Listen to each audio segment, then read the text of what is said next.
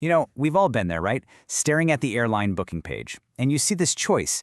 It feels familiar, but also kind of mysterious. It's not economy, but it's definitely not business class. So what is premium economy? And why does it even exist? Well, its story's actually pretty surprising.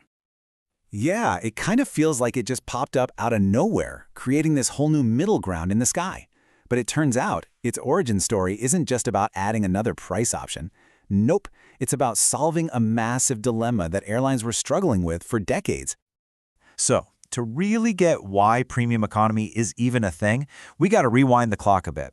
Back to a time when flying was a much simpler and, honestly, a much more divided experience. For the longest time, air travel was basically this. It was pretty black and white. You either had the money for the luxury of first class, or you flew with everybody else in economy. There was really no in between. But this very rigid system was about to come under some serious pressure. See, airlines started facing rising costs, especially for fuel, and that set off this chain reaction. To save money, they began squeezing more and more people onto each plane. They shrank the seats, they cut back on the perks, and suddenly, the experience of flying economy started to get a whole lot worse. And oh boy, passengers were feeling it. People were getting fed up with having less legroom, narrower seats, and fewer amenities. You could say they were literally tired from these super uncomfortable flights and just tired of the whole experience. All that frustration? Well, that created a brand new opening in the market. With so many people miserable back in economy but not really able to justify that huge price jump to business or first class, this massive gap started to appear. A gap in the sky that one airline was about to fill brilliantly. And this gave rise to a whole new type of customer, what you might call the underserved traveler.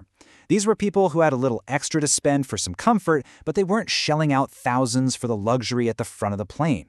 They were looking for a better option. And for a long, long time, airlines just didn't have one for them. And that brings us to the key moment, the turning point. In 1992, Taiwan's EVA Air looked at this underserved market and decided to take a chance. They launched something totally new, a class designed specifically to fill that gap in the sky. Now, what's so clever about this is that it wasn't some crazy new technology. The offer was actually super simple. You get wider seats, you get better meals, and you pay a slightly higher price. That's it. It was a really straightforward upgrade that went right after the biggest complaints people had about flying in economy. This simple idea, it wasn't just some minor success. It actually changed the way airlines thought about their planes. It proved that there was this huge demand for a middle ground, for what you could call an honest compromise. And to say it was a hit, well, that's an understatement. It was an immediate, massive success. Passengers absolutely loved having a choice that wasn't just suffer or splurge. The success of EVA Air's experiment sent a crystal-clear signal to the rest of the airline industry.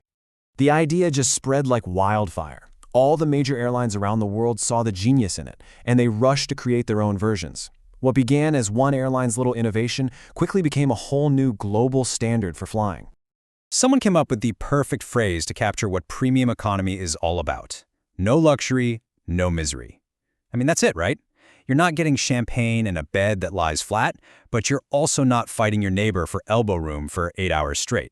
It's that perfect sweet spot. So really, at the end of the day, premium economy found its place by tapping into a very human desire. We want a comfortable experience, but we don't want to completely break the bank to get it. It really is the most honest compromise in air travel. Which, of course, brings us to the big question. The one every traveler has to ask when they're staring at that booking page. Is this honest compromise actually worth the extra money? Generally, you can expect to pay about 30% more than a standard economy ticket. That's kind of the going rate for that extra legroom, the wider seat, and maybe slightly better service. It's not nothing for sure, but it's still just a fraction of what you'd pay for a business class seat. So what do you think? Next time you're on a long flight, is that 30% jump-in price a fair deal to avoid the misery, even if it doesn't get you all the luxury? Well, that's a question only you can answer.